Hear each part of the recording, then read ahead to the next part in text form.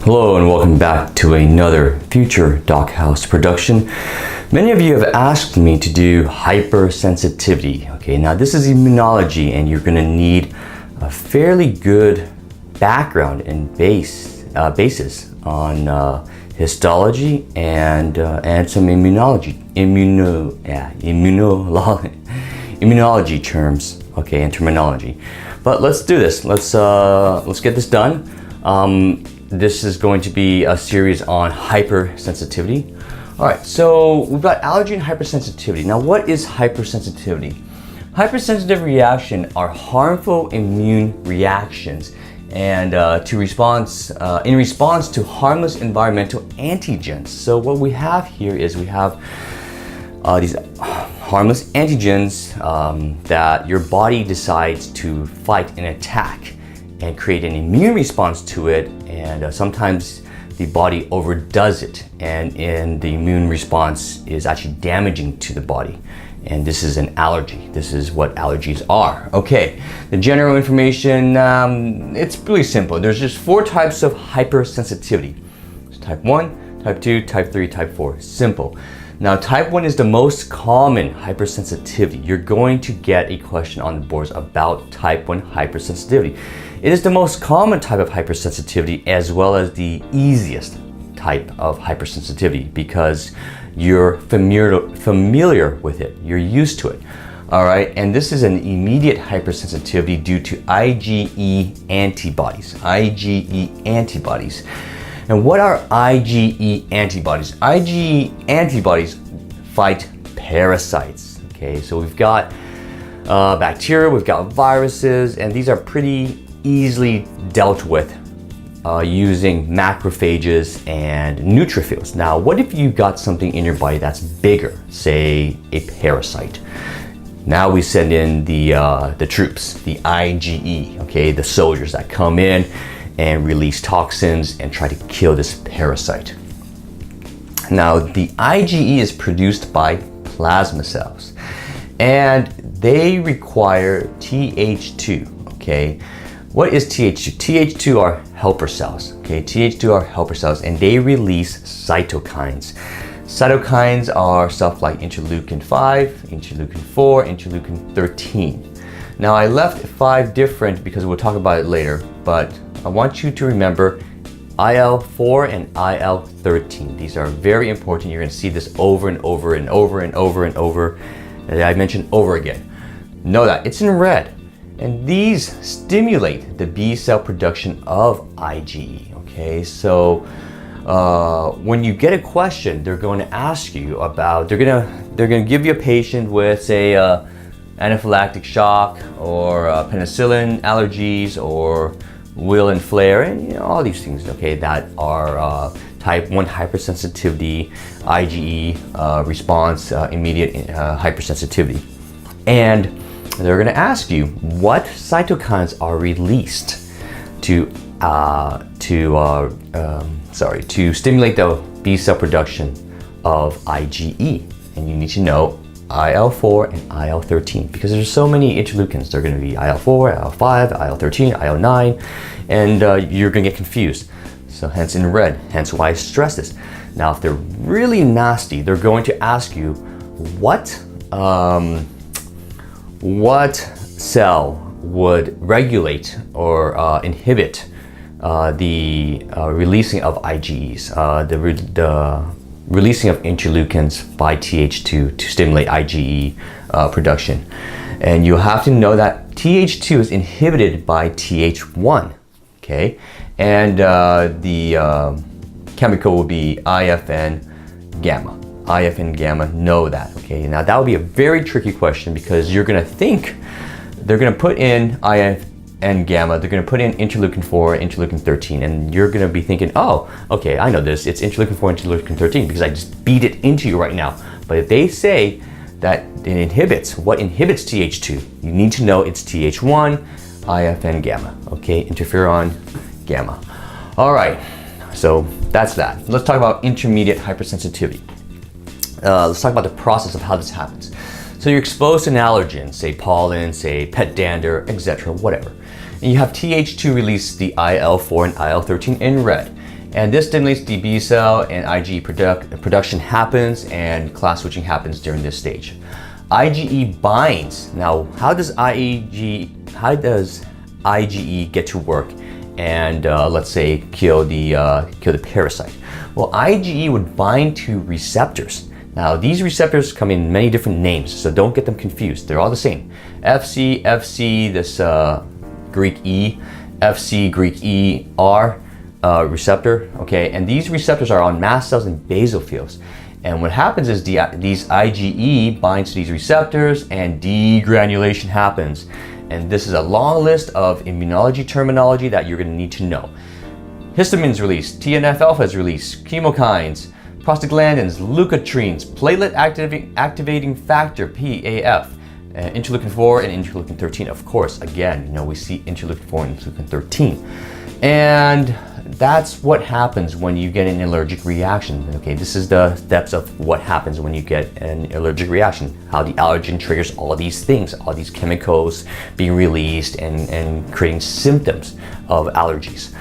I mentioned that Th2 also releases interleukin 5, IL-5, and this increases production of eosinophils. Oh my God, we're talking about mast cells, we're talking about basophils, we're talking about plasma cells, T helper cells, T helper inhibitors, and it's like, where does this stop? Well, we've got eosinophils, and eosinophils release. Now, these are the toxins. These are the cells that release the toxic granules, proteins, and free radicals, as well as prostaglandins, leukotrienes, and cytokines.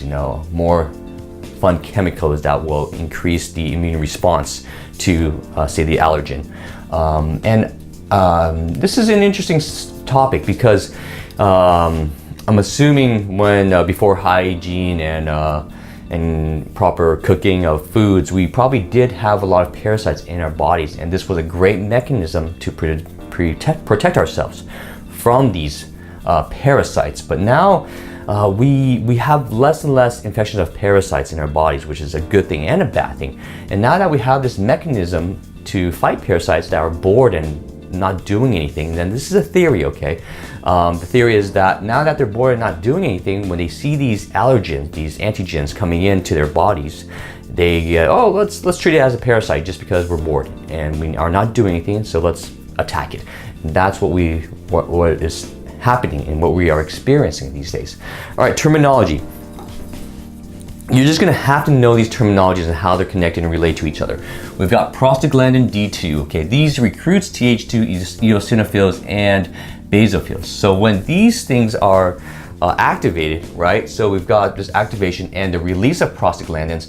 These prostaglandins come back and go, yeah, let's bring in some more buddies. Let's bring in some more Th2 eosinophils and basophils and get this reaction going, okay? Let's get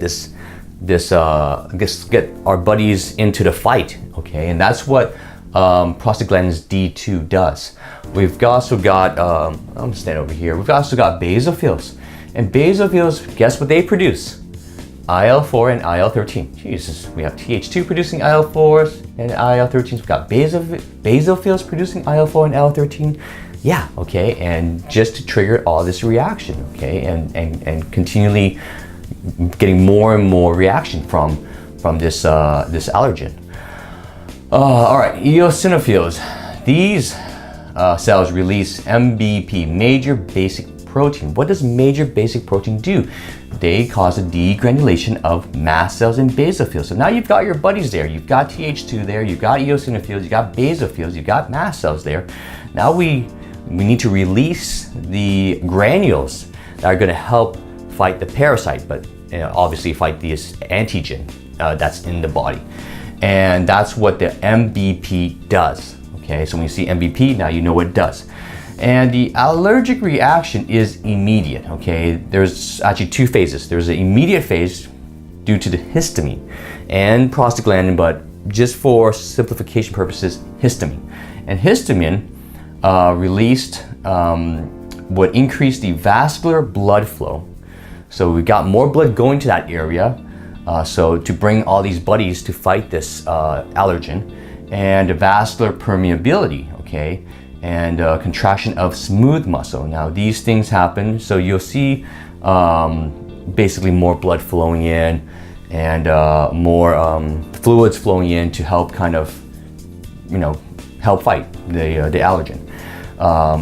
And so that's what happens with histamine. Now in the late phase, we've got all these chemicals that I mentioned here. We've got prostaglandins, leukotrienes, chemokines, cytokines. These all come into play. The cytokines that you'll be interested in is IL-13 and IL-5. Okay, IL-5, which increases the production of eosinophils, and IL-13, which stimulates the B cell production of IgE. So know that. And this would be released by the basophils and mast cells. So, oh my God. So we've got this exposure, and we've got this reaction, and we've got mast cells and basophils coming into play here, and they're in turn releasing more chemicals and getting more of their buddies to come back and recruit them to come and help fight this allergen, this antigen. And it also recruits Th2 and eosinophils, so again, more buddies. And this is the cause of edema, the swelling that would happen in allergies. All right, clinical. So the questions on the board are quite simple. When I was taking the board exams, I'd read the question as quickly as possible and go, okay, I know it's type 1 hypersensitivity. And I jump to the last question, because the last question is what they're going to ask you about. They're going to ask you about the cytokines, IL-5. Are they going to ask you about the cytokines that stimulate B cell production of IgE, IL-4, IL-3? Are they going to talk about interferon gamma, which is released by Th1? Are they going to ask you about the receptors? What does IgE bind to? Well, it's Fc, FCE, this Greek E, these receptors here. They might even get tricky and go, hey, we're releasing a bunch of IL-13 and IL-5 in the late stage. What's that going to happen? What's that going to cause? It's going to cause the recruiting of Th2 and eosinophils, okay? Or they're going to ask, well, what's released by the basophils and the mast cells in the late phase? And you're going to have to know all these things: prostaglandins, leukotrienes, chemokines, cytokines, IL-13 and IL-5. So know all these things. It's a lot of memorization, but read the story over and over again until you understand how this mechanism happens and why it happens, and follow along the story so that when you get an answer, when you get a question about systemic anaphylaxis or penicillin allergies or food allergies or asthma or or allergic rhinitis, which is allergies again, or skin allergies, wheal and flares, which also are used in skin tests to determine what you're allergic to. They'll dip it into an antigen, say pet dander, and stick it on you, and if you have a wheal or flare coming up, that's you're allergic to that antigen. All right. More terminology. I'm gonna skip this, okay? You can read this. You should know this too. Systemic anaphylaxis, anaphylactic shock. The treatment would be EpiPen, use epinephrine, or prednisone.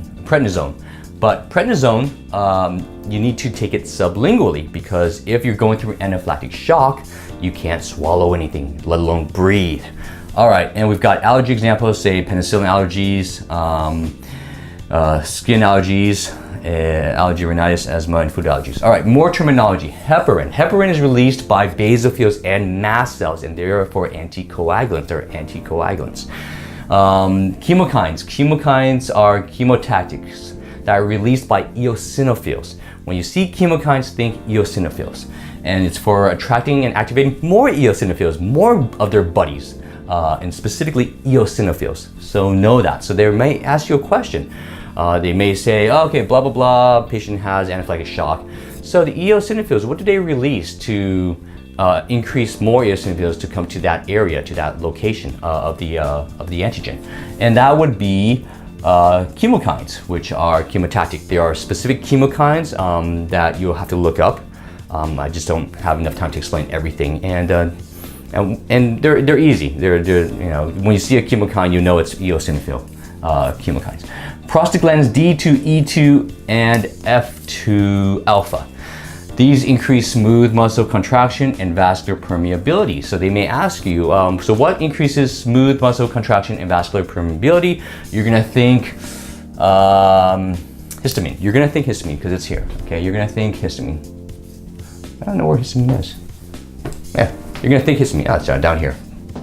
Okay, but they may try to trick you because these prostaglandins does the same thing. And so do these leukotrienes, C4, D4, and E4. They do the same thing. So read the question carefully because they may say that since histamines are released by, here we go. They're released by, I believe, mast cells and basophils, right? Yeah, the mast cells, degranulation. You have to be careful because they may try to trick you. Or it may be one of those questions that what doesn't increase vascular blood flow and vascular permeability, and they'll have histamine, they'll have leukotrienes, they'll have prostaglandins, and they may have even like chemokines, and you're going to have to say, oh no, it's chemokines. Chemokines are attracting eosinophils to the location. Leukotrienes B4, it's an oddball because there's C, D, E, and then there's a B4. The B4 are chemotactic for neutrophils. So they may even trick you. They may even put a leukotriene B4 as an answer choice as the not increasing smooth muscle contraction and vascular permeability. So there's a lot of information here. It's really confusing. It's really difficult to wrap your head around it. Go through the story. Okay, I've laid out the story on this board. And the treatment is desensitization. So, for example, if you are allergic to peanut allergies, they try to give the patient, usually a child, like 1 peanut a day. He's gonna have some allergy reaction. He's gonna get, hopefully not go through anaphylactic shock, but he's gonna be uncomfortable. And the goal is to train the body, do not respond to this, okay? Be desensitization, and they may ask you, hey, what is desensitization? Well, desensitization induces the regulatory T cell, okay, and the cytokines will be interleukin 10 or TGF beta, okay, TGF beta. So that might be an answer choice because they love cytokines. They love interleukin 10, TGF beta. They love IFN, interferon gamma. They love interleukin 4, interleukin 13s, interleukin 5s. They love these things. They love to put those in answer choices and mix you all up. And you get nervous because you see all these cytokines and you're like, I didn't study immunology very well. And you might pick the wrong answer. So learn the cytokines, learn the chemicals, learn what they do, and you've got this. You'll get desensitization, no problem. Interleukin 10, TGF beta. There's also a drug, omalizumab, okay, and this is an IgE receptor inhibitor. So mention IgE binds to mast cells for degranulation. Well, if you inhibit these receptors through competitive inhibition through this drug, omalizumab, then you prevent this whole cascading events of the allergy reaction. All right, so that's type 1 hypersensitivity for you. If you like this video and you want more of these videos, please click subscribe. Thank you, and have a nice day. Congratulations! You are a medical student. One day, you will be a qualified doctor, and your home will be a hospital or a clinic. But for now, your journey begins in the lecture hall. You will listen to countless hours of lectures and spend evening after evening in the library reading page after page of medical theory. And guess what? This is the easy part. The hardest part is retaining your medical knowledge, so it's there when you need it. For example, examinations. But don't worry, we are here to help. Meet Jeff. Jeff is a good student. He goes to all his lectures. He says no to parties so he can stay late in the library. But when it's time to take the exams, Jeff freezes. The knowledge that he spent so long learning just isn't there anymore. Now meet Jennifer. Like Jeff, she is a good student. But instead of just reading textbooks late into the night, Jennifer uses technology to help her study. She also watches lectures on YouTube and practices her knowledge with QUPI, a medical quiz app and online platform. Jennifer likes QUPI because it has 10,000 practice questions covering her entire medical course. This means she can practice her medical knowledge from anywhere and in a way that actually prepares her for the exams. Because she is practicing with exam-style questions, when she takes real exams, she'll be ready. Don't be a Jeff. Begin your 7-day free trial with QUPI today.